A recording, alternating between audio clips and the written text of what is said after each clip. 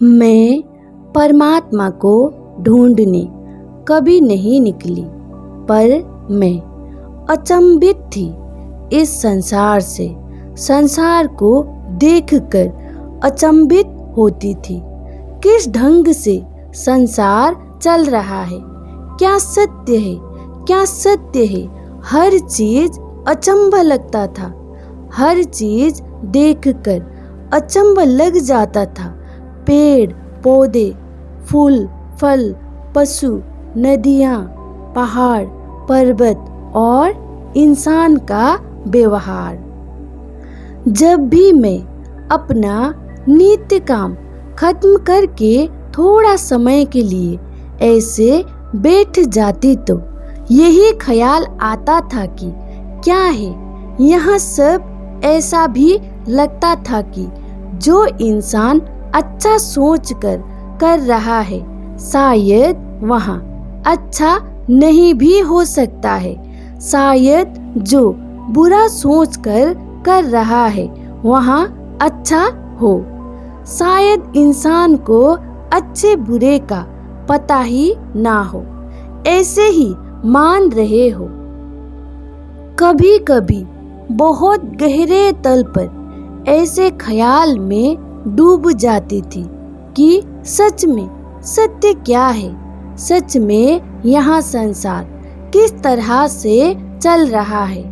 हम जो सत्य मान रहे हैं वही सत्य है या सत्य कुछ और है। हमको जो दिखाई पड़ रहा है वही सत्य है या सत्य हमें दिखाई ही नहीं पड़ रहा है। ऐसे ख्याल में डूब जाती थी। मुझे कभी यहाँ ख्याल नहीं आया कि मुझे ईश्वर को ढूंढना है, ईश्वर को पाना है। और मैं कभी ईश्वर को ढूंढने के लिए यहाँ वहाँ भटकती भी नहीं फिरी। मुझे तो बस सत्य के बारे में ख्याल आता था। चिंता होती थी, दुनिया है क्या, सब कुछ इस तरह से क्यों चल रहा है।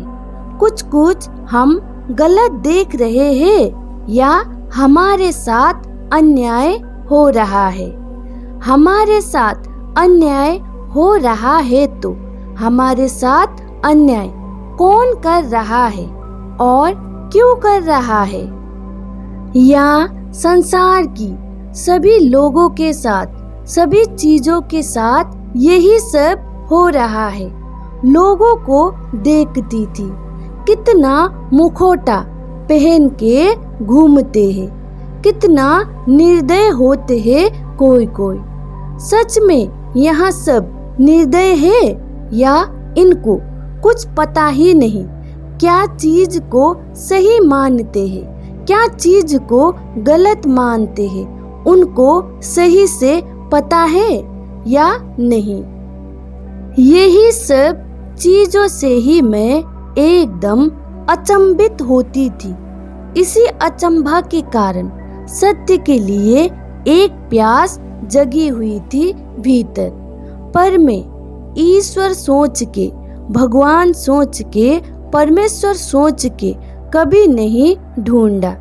ईश्वर को कभी पाना नहीं चाहा। शायद इसी सत्य की प्यास ने ही मेरे आंखें खोल दी। इसी प्यास ने ही मुझे सत्य तक पहुंचाया। मैं भटक भटक के बाहर कभी नहीं ढूंढा, पर मैं जाने अनजाने में ठहर गई अपने भीतर और वहीं पर सब राज खुल गए। मेरी चिंतन, मेरी प्यास शायद बहुत गहरी थी। उसके कारण ही मैं ऐसी ठहर गई और एक एक करके राज खुलता ही गया। इस संसार का, संसार कैसे चल रहा है, मानो किस तरीके से चल रहा है, यहाँ सब समझ में आने लगा। और मुझे मेरा सत्य भी पता चला। एक सत्य से सारा सत्य जाना जा सकता है। जब हम खुद की सत्य जान लेते हैं तो हम जगत का भी सत्य जान लेते हैं। इसलिए बहुत कोई बोलते हैं कि खुद को जानो, फिर सबको जान जाओगे। इसलिए खुद को जानना ही जगत को जानना है। मैं जैसा हूँ भीतर से, मैं जो भी हूँ, सारा जगत भी वैसा ही है।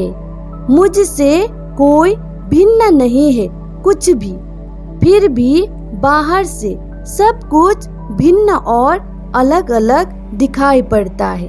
विचार से, संस्कार से, शरीर से हम अलग अलग दिखाई पड़ते हैं, एक दूसरे से भिन्न दिखाई पड़ते हैं, पर हम सब भीतर से एक ही है। यहाँ दूजा कोई है ही नहीं। हम भीतर से जो है और बाहर जो दिखाई पड़ता है, जो शरीर है, यहाँ भी एक ही है। उसी से ही उत्पन्न होता है और उसी में ही विलीन हो जाता है। उसी से उत्पन्न होने के कारण जो दिखाई पड़ता है वहाँ भी वही है। यहाँ दूसरा कोई है ही नहीं। हम ऐसे ही एक दूसरे के साथ लड़ते हैं। अज्ञान के कारण ही हम लड़ रहे हैं और अज्ञान के कारण ही हम डर रहे हैं। सत्य को जानना है, देखना है तो अपने अंदर सत्य के लिए प्यास जगाइए। सत्य को या ईश्वर को ढूंढने निकलोगे तो कभी भी नहीं पाओगे। जब तक ढूंढते रहोगे तब तक कभी नहीं पाओगे। जब ठहर जाओगे तभी आपको मिलेगा। आपके अंदर जो प्यास है उसको भी छोड़ देना, ना उम्मीद हो जाना और वैसे ठहर जाना। प्यास को होना भी जरूरी है, भीतर छटपटाहट होना भी जरूरी है और सब उम्मीदें छोड़कर शांत होना, ठहर जाना भी जरूरी है। तभी आप ज्ञान को उपलब्ध हो सकते हो, तभी आप खुद को जान सकते हो।